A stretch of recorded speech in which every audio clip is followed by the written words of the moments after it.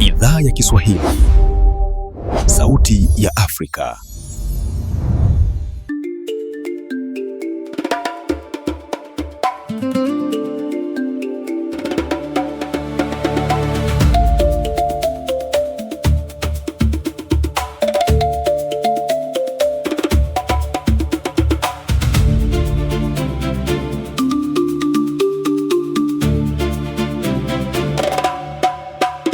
Ni saa 12:30 Afrika ya Kati, 1:30 jioni Afrika Mashariki. Mjini Kinshasa, Brazzaville na Bangui itakuwa ni saa 11:30 jioni. Hujambo popote ulipo Afrika na kote duniani. Hii ni idhaa ya Kiswahili ya Afrika, Sauti ya Afrika. Haya ni matangazo yanayoangazia matukio muhimu barani. Tunakuandalia taarifa mbalimbali ikiwemo sanaa, uongozi, afya, teknolojia, spoti na mazingira. Jina langu ni Edith Peter. Andamana nasi kwenye ukurasa wetu wa Facebook, YouTube, TikTok na X. Tafuta idhaa ya Kiswahili ya Afrika. Karibu.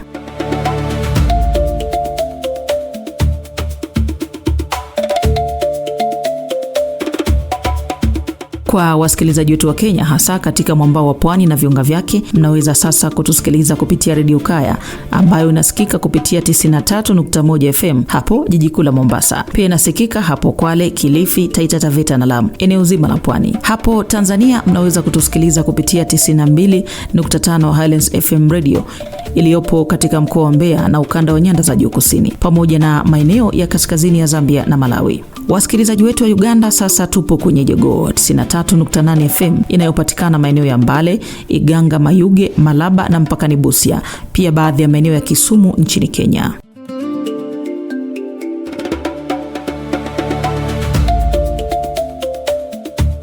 Ni Julai 8 na shirika la haki za binadamu Amnesty International linasema wakati umefika kuwafidia waathiriwa wa vita mashariki mwa DRC. Kwetu sisi ambao tunaendelea kutetea haki za binadamu, tunawaunga mkono, lakini tunasudia sana baada ya kampeni kuwe vitendo kirasmi ambao utatendeka, kwa sababu tumechoka sasa na kulalamika kila siku. Tumepata sauti, tumechoka. Kampeni iwe mwanzo ya kufungua mlango kwa ajili ya haki zitendewe kwa wale ambao wanaendelea kuteseka. Na tuko katika viwanja vya kombe la dunia ambapo timu pekee ya Afrika inatafuta tiketi ya nusu finali. Kwanza taarifa ya habari na Gilbert Ruyange. Idhaa ya Kiswahili, Sauti ya Afrika. Accra. Ghana imeahirisha ziara ya rais wa Afrika Kusini Cyril Ramaphosa baada ya nchi hizo kutofautiana kufuatia mashambulizi yaliyolenga raia wa Afrika ndani ya Afrika Kusini, hali ambayo ililazimisha Ghana kurejesha raia wake nyumbani. Ramaphosa alipanga kufanya ziara rasmi nchini Ghana hapo mwezi Agosti, iliyotajwa kumaliza taharuki kati ya pande mbili. Hata hivyo, mamlaka za Ghana zimehofia huenda ziara ikakumbwa na maandamano. Msemaji wa serikali ya Afrika Kusini amesema serikali mbili zitaendelea kushirikiana pamoja kwa masuala tofauti. Ghana iliwaondoa raia wake 900 kutoka Afrika Kusini. Wengine wanatarajiwa kurejeshwa katika wiki zijazo. Mataifa mengine ya Afrika ikiwemo Nigeria, Malawi na Kenya wamewarejesha pia raia kutoka Afrika Kusini.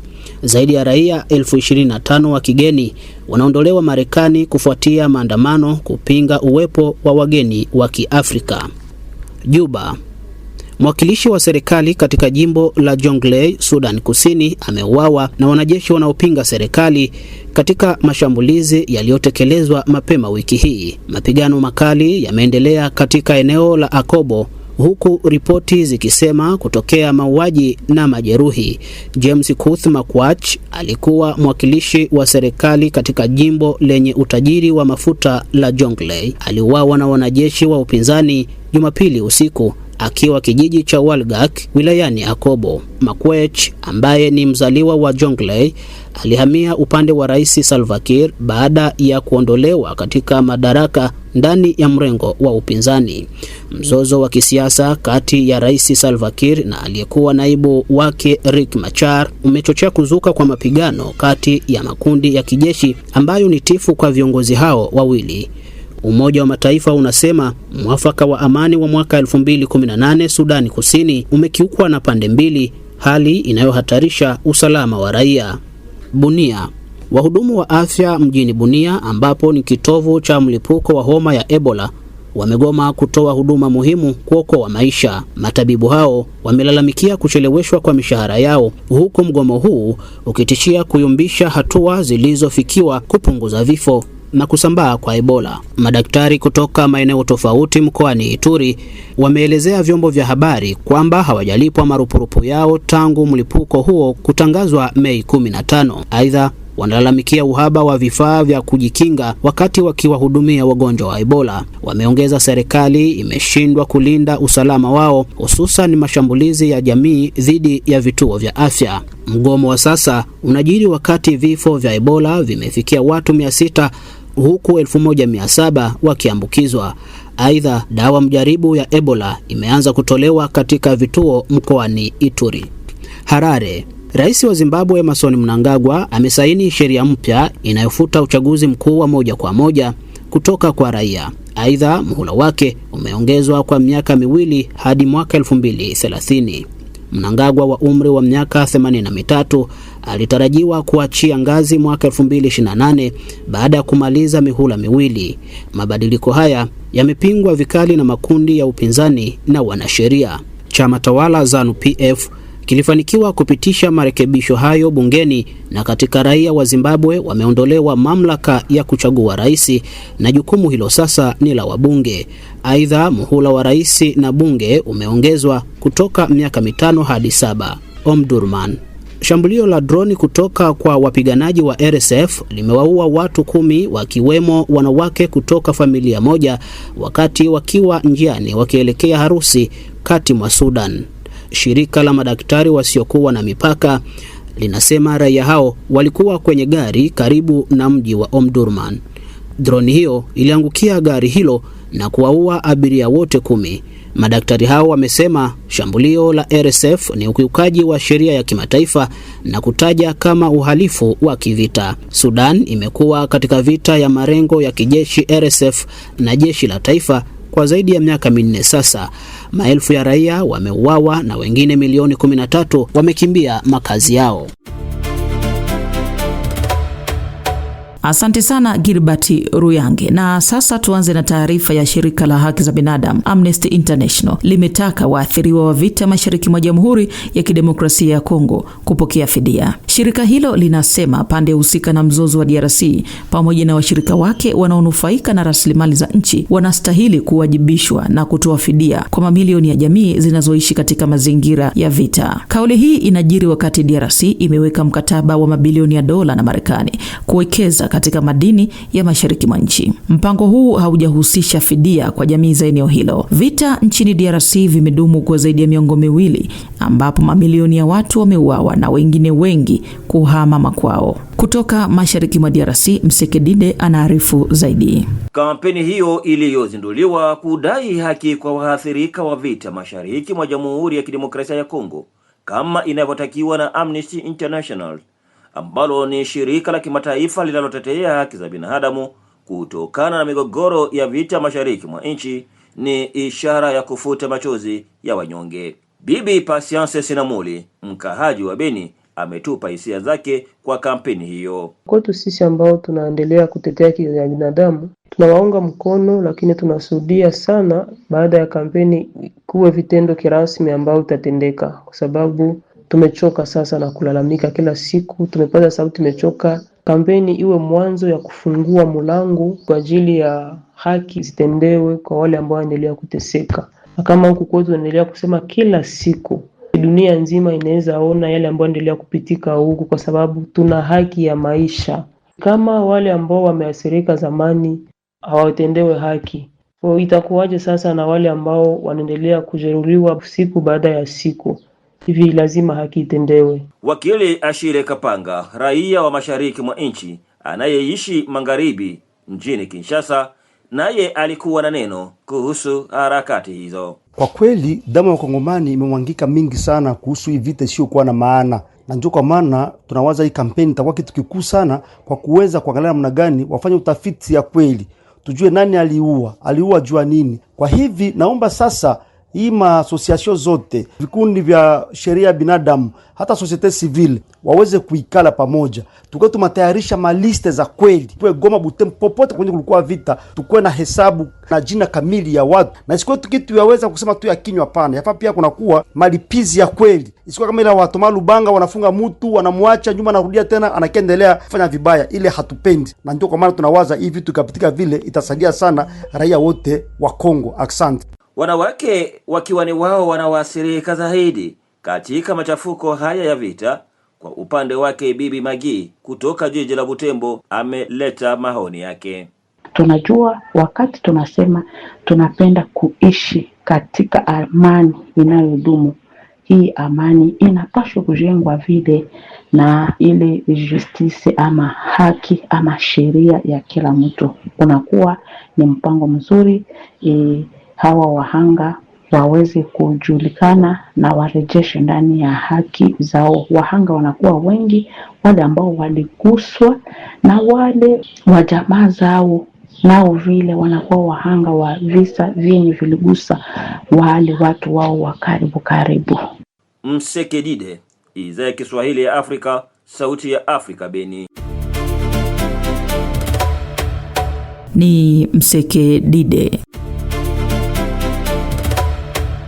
Kwa mara ya kwanza Afrika mwaka huu ilipata mwenyeji wa kongamano la kuangazia usalama na utunzi wa bahari. Kikao hicho kilichoandaliwa Mombasa nchini Kenya kiliangazia mafaa ya bahari kwa Afrika, lakini pia uhifadhi wake. Afrika inatumia mabahari mawili, ikiwa ni pamoja na bahari ya Hindi iliyoko mashariki yake, na huko magharibi Afrika inatumia maji ya bahari ya Atlantic. Kumekuwa na malalamishi ya bahari za mwambao wa Afrika kuchafuliwa na dola kubwa, hali inayoathiri maisha ya jamii zinazotegemea bahari hizo. Wana mazingira sasa wanaomba kuwepo ushirikiano wa kimataifa katika kuweka salama mazingira ya bahari ili kuokoa viumbe, kuwekeza kwa uchumi wa bahari, yani blue economy, kudhibiti uvuvi haramu na kuwekeza katika ujuzi wa kukabiliana na mabadiliko ya tabia nchi yanayohatarisha maisha ya bahari na jamii tegemezi. Mwenzangu Anne Ngugi amezungumza na mwanamazingira John Kioli kuhusu usalama wa bahari. Hili ni tukio la kihistoria sana. Kwa mara ya kwanza kabisa, ile conference ambao waliita Our Ocean Conference imefanyika barani Afrika.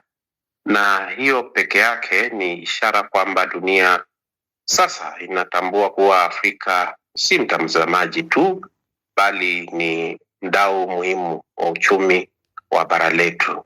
Unakumbuka miaka miwili kulikuwa na kongamano pia ya mambo ya mabadiliko tabia nchi, na kukakuwa na msisimuko mkubwa wa tuache kulia manake Afrika tuko na dhamana kubwa sana, tuko na minerals ambazo ni muhimu sana, na watu wote Afrika lazima watu sikize. So naona hii conference ina uchumi wa bahari namba 1, namba 2 usalama wa chakula, na agenda ya tabia nchi ambayo kwangu ni muhimu sana. Kwa Kenya ni heshima kubwa, lakini pia ni jukumu. Tumeonyesha kwamba tunaweza kuwa kitovu cha diplomasia ya bahari ya uchumi. Manake tukifanya vile, sasa tutakuwa ni kama pesetas wa dunia.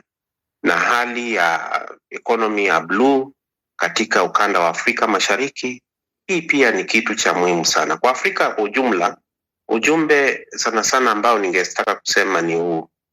Bara letu lina ukanda mrefu wa pwani. Ukiangalia kutoka Somalia, ukiangalia mpaka Mozambique, na mamilioni ya wananchi wanategemea bahari letu.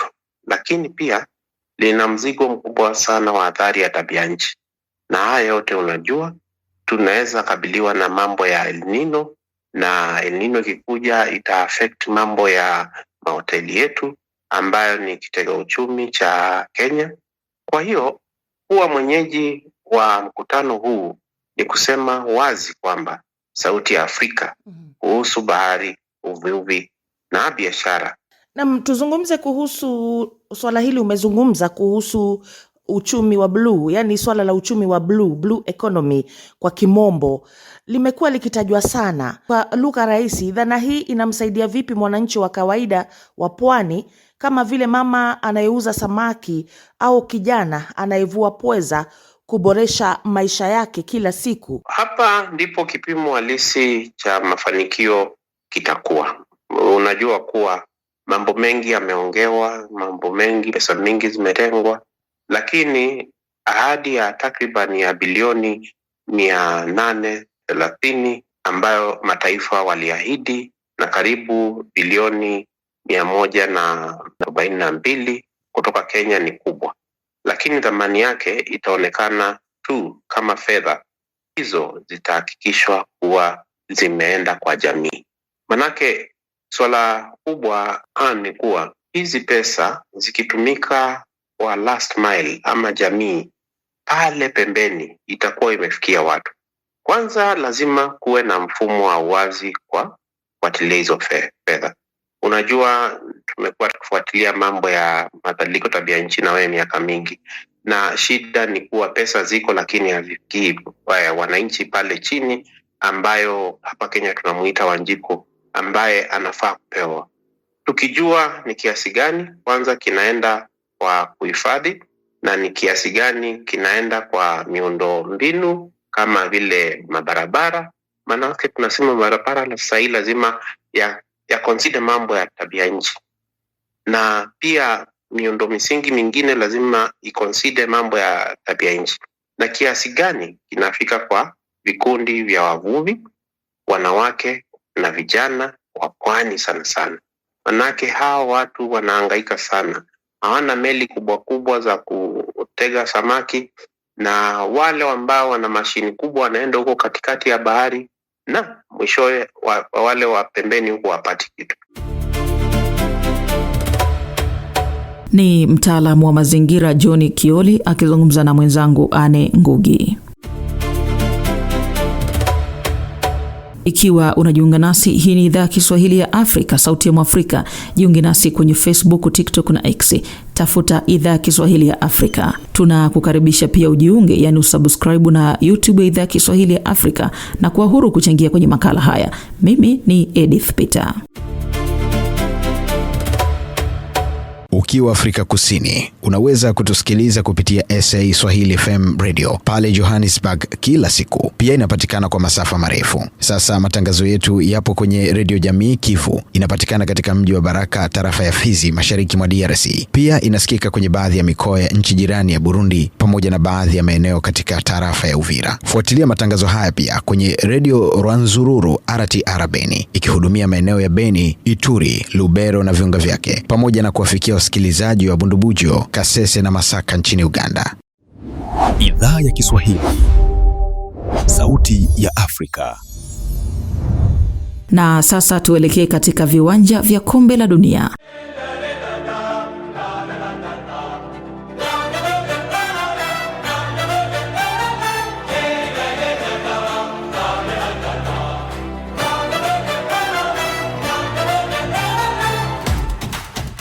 Kila bao, kila chenga, kila dakika ya msisimko, tuko ndani ya dimba la dunia 2026. Kutoka hatua ya makundi hadi pambano la fainali, usikose mikiki ya kombe la dunia. Idhaa ya Kiswahili, sauti ya Afrika.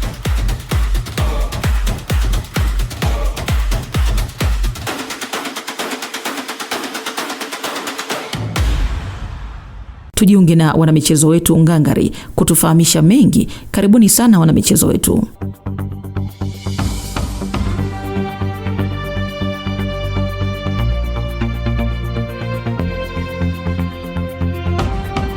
Mashabiki na washikadau mbalimbali wa mpira wamesalia kulalamika kuhusu jinsi mchezo kati ya Misri na bingwa mtetezi Argentina ulivyoendeshwa. Mechi hiyo kusisimua iliyoishia Argentina kufuzu kwa robo finali baada ya mabao 3-2 ilipelekea hadi kocha wa Misri Hossam Hassan kuinua mikono kwa ishara ya ubaguzi wa rangi. Mshambulizi wa Misri Mustafa Ziko aliyefunga goli la pili likakataliwa baada ya kuangaliwa kwa VAR. Anaamini mechi hiyo ilikuwa imepangwa. الحكم نوفر Huyu refa hakuwa wa haki. Mapendeleo yake ni wazi. Tulifanya kazi nzuri mwanzoni. Kuanzia mwanzo, magoli mawili ya mwanzo yalikuwa tosha kumtoa Argentina. Ni wazi dimba hili matokeo yake yamepangwa. Ni Mungu wetu tu aliye nasi. Hasballah ni'mal wakil. Hata hivyo, mashabiki wa Argentina wamesherehekea ushindi huo mkubwa, ambapo Argentina ilikomboa mabao mawili na kuongezea la ushindi dakika za ziada kipindi cha lala salama. Sasa Argentina watapatana na Uswizi waliomuondoa Colombia kupitia matuta ya penalti baada ya sare tasa. Messi is a saint. Messi ni mtakatifu. Huyo sisi binadamu ndio kitu kirembo zaidi duniani. Hata hatumuhitaji sisi pekee. Ni mzuri sana wa kuwa wetu pekee. Ni mtu hawezi kosea. Hashapanda ngazi za juu mno. Yeye ni kielelezo kizuri, mnyenyekevu, na vile timu yote inavyompenda inatia moyo kabisa. Namfikiria kila wakati. Mwingilio wa Marekani katika kuendesha kombe la dunia la mwaka huu umekuwa ukitiliwa shaka na wapenzi wa soka. Wachezaji wa Ubelgiji wameonekana wakimkejeli rais wa Marekani Donald Trump kwa mtindo wake wa denzi waliposhinda Marekani baada ya kulalamikia uamuzi wa FIFA kubadilisha kadi nyekundu kwa mchezaji wa Marekani. Sasa wanaingia robo finali kupambana na Uhispania. Kati ya timu 8 zilizofuzu, 6 zimetoka bara Ulaya. Hili ni la kujadiliwa ama tuseme ilikuwa bahati? Gilbert Ruyange kutoka Bujumbura amesema na mchambuzi wa soka Alexis Sinangabo. Wengi wanahoji Misri iliporwa, yani waliipora. Kuna uwezekano kombe hili limeingia ujanja wa kupanga matokeo? Kwa yale ambayo mimi nimeyashuhudia kwenye runinga kwa mechi hiyo, siwezi kuthibitisha kwamba hapo alikuwepo ujanja fulani. Unajua kama mimi nimeona kulikuwa na kutolingana kwa uzoezi kwa ile michezo tuseme hivyo, yani kombe la dunia. Unajua Misri imepata magoli mawili bado mapema. Hadi dakika 79, 76, 79 hivyo walikuwa na ushindi. Lakini ikaonekana kwamba wao walichukulia kama tayari wamefuzu, lakini haikuwa hivyo. Na wale wa Argentina wana uzoefu mkubwa, na wao ndio wanashikilia kombe la 2022. Sasa ikaonekana kwamba wao hata kama dakika chache zimebaki, walijua kama wanaweza kufanya kazi kubwa zaidi kulingana na zile dakika ambazo zimebaki zimesalia. Sasa wakafanya nguvu zaidi na wakapata zile goli mbili, na baada ya goli mbili wakaona kwamba hawajui yapi yanaweza tokea wakiingia kwenye dakika za nyongezo, zile 30 za nyongezo, hata kwenye manati ya penalti. Sasa wakaona vizuri zaidi watafute ushindi mapema, na kweli wamefika kupata ushindi huo, na walikuwa na kigogo Lionel Messi. Basi akafanya kazi zaidi kulingana na yale ambayo wanatafuta kwenye uwanja. Hapana kama wao wa Misri wamepata goli mbili tayari mechi imekwisha. Wao walifanya kazi mpaka kupata ushindi, wasingoje za nyuma. Basi kwa hiyo inaonekana kwamba gisi mimi nilivyoyaona, sikuona ujanja katika mchezo huyu. Inaonekana kwamba palikuwa kutolingana kwenye experience, yani mazoefu ya mashindano hayo katika nchi mbili hizo. Na video zinasambaa zikionyesha wachezaji wa Ubelgiji wakimkejeli rais wa Marekani Donald Trump kwa kuiga ule mtindo wake wa densi baada ya kushinda Marekani. Unafikiri ni mzaha tu ama ni ujumbe ambao wanataka kuwasilisha? Unajua kwamba kulikuwepo utofauti katika jinsi timu hizo zilianza michuano. Marekani wameanza vizuri na Wabelgiji wakaanza vibaya, lakini gisi mechi zilizopanda, yani mechi kwa mechi, ikaonekana kwamba Ubelgiji imejikosoa kidogo na ikawa vizuri zaidi hapa nyuma. Sasa wale Marekani gisi walivyoanza sio gisi waliendelea. Ikaonekana kwamba sasa Wabelgiji walipata ushindi muhimu, na basi ikawa sasa vile ni kusherekea ule ushindi wao. Na sasa ndio hivyo, ule ushindi wa Ubelgiji ilionekana kwamba zile video ambazo zinapita inawezekana kwamba ikawa ni kusherekea ushindi au vile vile kupana ujumbe. Wanasema nyinyi wa Marekani, endeleeni kucheza muziki kama anavyofanya mara kwa mara rais wenu, ila sisi tunaondoka na ushindi. Inawezekana yote. Na kuhusu hii robo finali, ina timu mbili tu kutoka nje ya bara la Ulaya, yani Europa, Argentina pamoja na Morocco. Ulaya wana viwango vizuri vya mpira ama ilikuwa bahati tu? Mpira wa miguu inakuwa sasa vile hauna uzoefu, hauzoeleki. Na mpira wa miguu vile vile wanasema Waswahili hautabiriki. Lakini vile vile mpira wa miguu hauna sanamu kanuni. Maana leo yanakuwa hivi, kesho yanakuwa meupe, kesho yake meusi, lakini nabaki ni mpira wa miguu tu. Sasa inaonekana kwamba watu wa Ulaya, Europa wana timu nzuri ni kweli. Lakini wale wachezaji ambao tunaona kwenye timu zao za kawaida wakiwa katika timu za taifa wanageuka kidogo. Wale ambao wanapeana mipira katika maklabu sio ndio wanapeana mipira katika timu za taifa. Maana mchezaji unaweza muona Surage akiwa ndani ya timu yani klabu kawaida, lakini wale ambao wanacheza nao sio ndio watakuwa naye timu ya taifa. Na ndio maana wachezaji wanakuwa ni wazuri, lakini wale ambao wanazoeana kufanya mambo mazuri zaidi sio ndio wanacheza nao timu zao za taifa. Sasa Ulaya ni kama zingine nchi tu za zingine kanda, leo wanakuwa wazuri, kesho wanakuwa dhaifu au wabaya kwenye yale ambao wanafanya uwanjani. Ni kawaida tu kwa timu, lakini si timu ndogo na wao. Unajua sasa vile Ufaransa bado wapo, yote yanawezekana. Yani kombe la dunia la leo sio kama lile la mwaka la mara nyingine miaka iliyopita. Kuna yale ambayo yanageuka kila mara pakiwa michoro kama hii. Naam, swali la mwisho ni kwamba Morocco ndio timu pekee ya Afrika iliyobaki dimbani. Waziri wake wa michezo hivi majuzi hivi alisema kwamba Morocco haiwakilisha bara la Afrika bali inajiwakilisha yenyewe. Hizi kauli ni za kujistukiza ama kweli Morocco ina ndoto ya kujiondoa Afrika? Unajua Morocco kwanza, yale ambayo tunajua mimi, wewe na wengineo, tunajua kwamba ni timu ya Afrika kwa ujumla, si ndio? Na haya ambayo wanayafanya hivi ili kombe linakuja kuchezwa baada ya Morocco kucheza finali katika AFCON, si ndio? Sasa wale wanaocheza AFCON si wa Afrika. Tunajua kwamba Morocco ilicheza AFCON mpaka finali, kacheza na Senegal. Sasa leo hivi inakuwa kombe la dunia, lakini nabaki ni Morocco, ni nchi ya Afrika. Yale ndio mimi nawazia hivyo. Sasa wale ambao wanawaza mengine, yote inawezekana, labda inatokana na yale walioyatamka miaka iliyopita.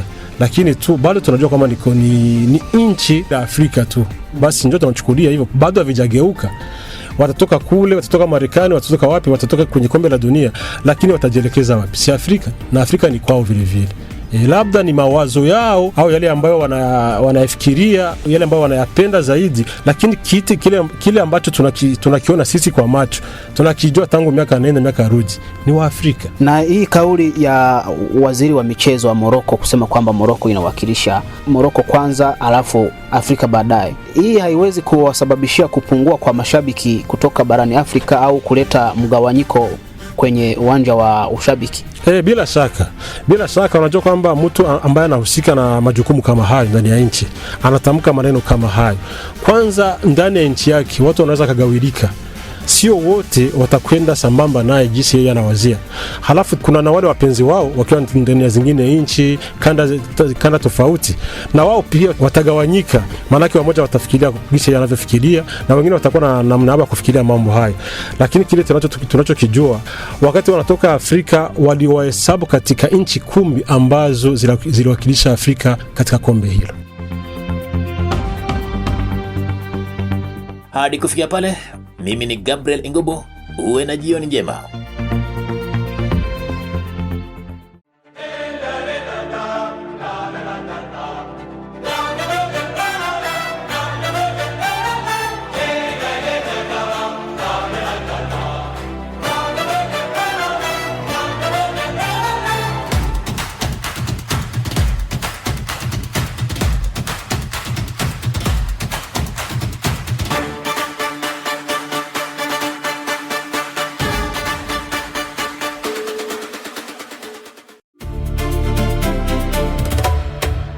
Kila siku idhaa ya Kiswahili ya Afrika inakupa uchambuzi wa kina kuhusu mechi na matukio mbalimbali ndani na nje ya mechi za kombe la dunia. Endelea kukaa nasi. Ikiwa unajiunga nasi, shukrani na karibu. Hii ni idhaa ya Kiswahili ya Afrika, sauti ya Afrika. Tufuate kwenye Facebook, YouTube, TikTok na X. Tafuta idhaa ya Kiswahili ya Afrika. Waalike marafiki na watu wa karibu kujiunga na idhaa ya Kiswahili ya Afrika. Subscribe, yani ujiunge na YouTube yetu. Sote tu familia moja, sauti moja ya Afrika. Wasikilizaji wetu wa Tanzania, mnaweza kutusikiliza mubashara kupitia Chipuka FM Radio 101.6 iliyopo Gairo mkoani Morogoro. Hii inasikika pia jiji kuu la Dodoma, Manyara, Tanga na baadhi ya maeneo ya mkoa wa Tabora. Radio Maniema No City inarusha matangazo yetu kwa masafa ya 97.4 FM katika jiji la Kindu, ambao ni mji mkuu wa jimbo la Maniema, Jamhuri ya Kidemokrasia ya Kongo. Ukiwa hapo mashariki mwa DRC, unaweza kutupokea kupitia radio wa shirika Radio Ngoma ya Amani Fizi. Inapatikana maeneo ya Baraka, Kivu Kusini na maeneo ya Kigoma nchini Tanzania na Burundi. Hivi karibuni tutakuwa hapo Kigali na Bujumbura kuhakikisha sauti ya Mwafrika inasikika. Asanteni wote kwa kuchangia matangazo ya leo. Hii ni idhaa Kiswahili ya Afrika, sauti ya Mwafrika. Jiunge nasi kwenye Facebook, YouTube, TikTok na X. Tafuta idhaa Kiswahili ya Afrika. Ni hayo tu kwa leo. Jina langu ni Edith Peter. Kwaheri kwa sasa. Jioni njema.